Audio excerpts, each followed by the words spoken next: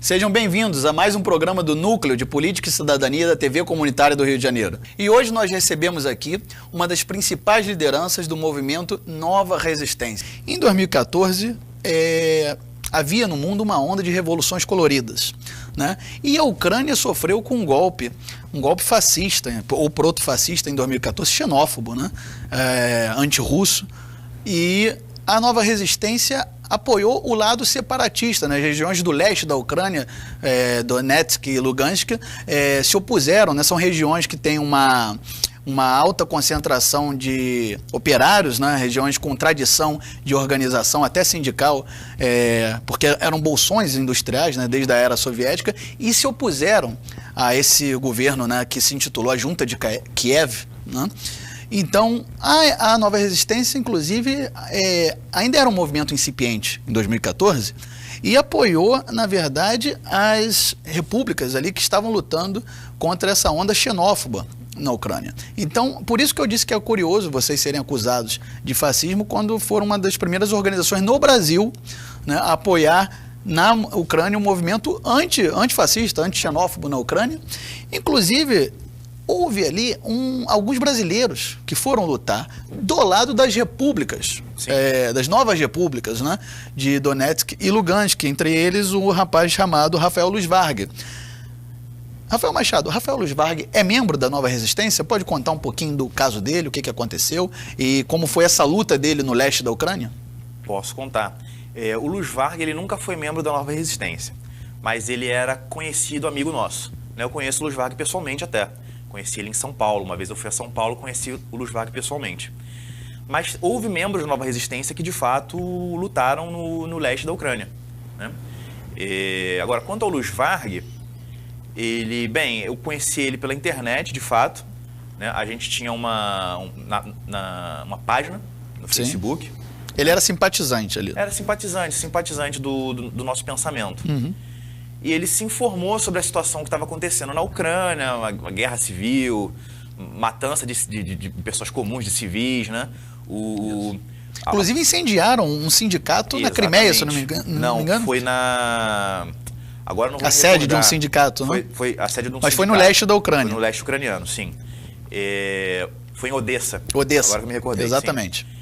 Então, a população, enfim, depois que houve uma revolução colorida em Kiev, né, começando no final de 2013, início de 2014. Inclusive, nessa revolução, chamada de revolução, que na verdade instaurou uma junta totalitária, a Junta de Kiev, teve muito apoio dos Estados Unidos e de Israel, inclusive para batalhões paramilitares como o Batalhão Azov. Comprovadíssimo. O caso do Batalhão Azov é paradigmático porque é a formação militar ucraniana que mais abriga neonazistas, né? Neonazistas de verdade, né? Inclusive estrangeiros, né?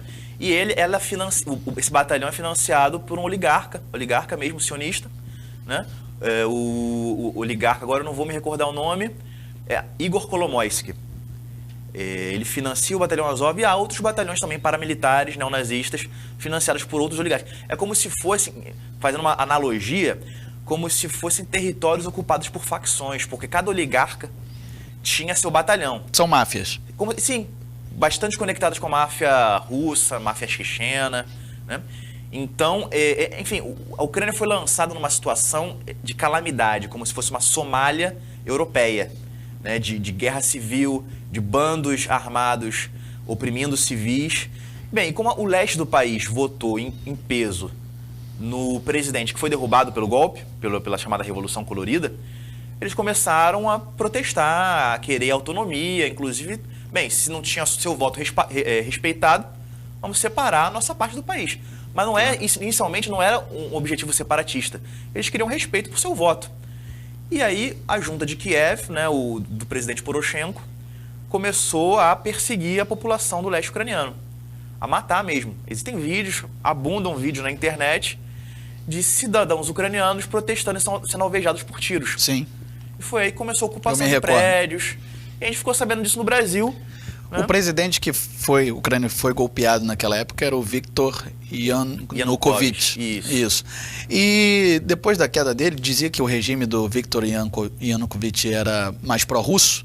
e essa junta de Kiev se dizia pró-ocidental, e esse camarada brasileiro que foi lutar do lado das repúblicas ditas separatistas, a mídia liberal chamava de repúblicas pró-Rússia, que na verdade não eram pró-Rússia, elas eram novas repúblicas, né, que se estavam se separando de um governo totalitário, um governo que estava massacrando sua própria população.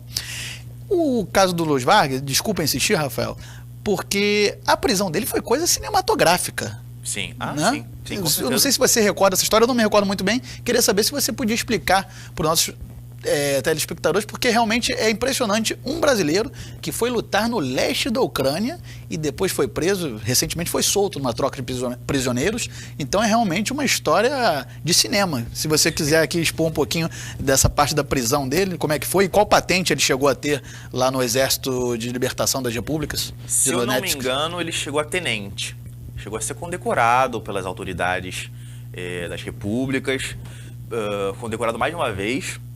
Ele teve destaque, ele ocupava posições de comando em alguma medida, né, correspondentes à sua patente, obviamente.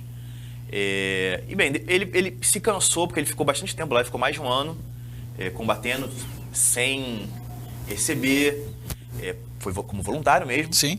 Teve que comer cachorro, porque às vezes faltava suprimento.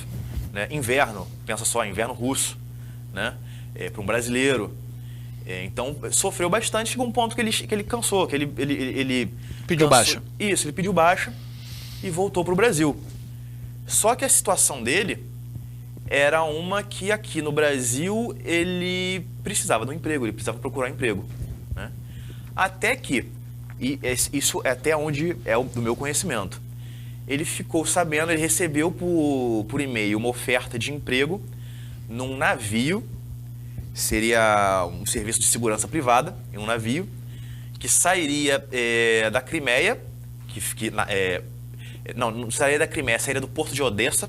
Nessa época a Crimeia já estava com a Rússia.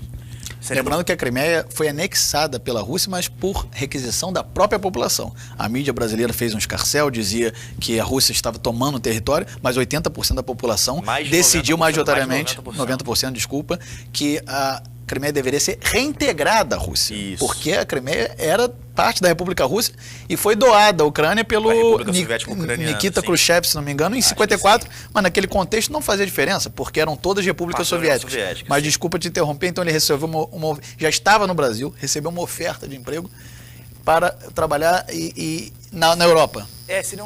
Seria segurança em um navio que sairia de Odessa, que é na Ucrânia, um porto ucraniano, o principal porto ucraniano, iria para a Ásia, agora eu não vou me recordar para qual país. Ele, inclusive, eu tive acesso aos e-mails na época, ele questionou a pessoa que fez a oferta, partiu de uma agência de segurança britânica, né? Uma agência de segurança britânica. Na época ele questionou por e-mail sobre a questão do acordo de paz, sobre o tratado...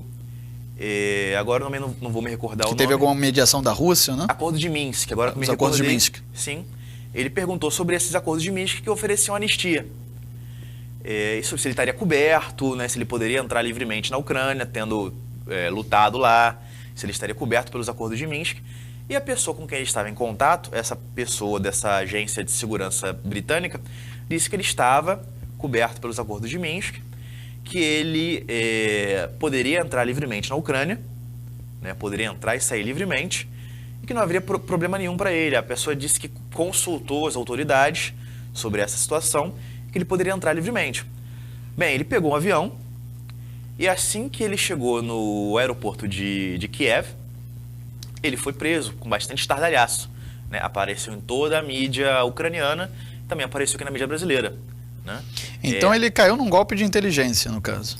Tudo indica, e depois descobriu-se, confirmou-se que foi uma arapuca. Né? Prisioneiro brasileiro, ficou preso lá na Ucrânia e foi recentemente solto numa troca de prisioneiros entre o governo central de Kiev e o leste ucraniano. Eu queria aqui agradecer a presença do Rafael Machado, liderança aqui no Rio de Janeiro, do movimento Nova Resistência Brasil. A página deles na internet está aí para quem quiser seguir. Tem o website Nova Resistência, Facebook Nova Resistência Brasil. Rafael Machado, muito obrigado.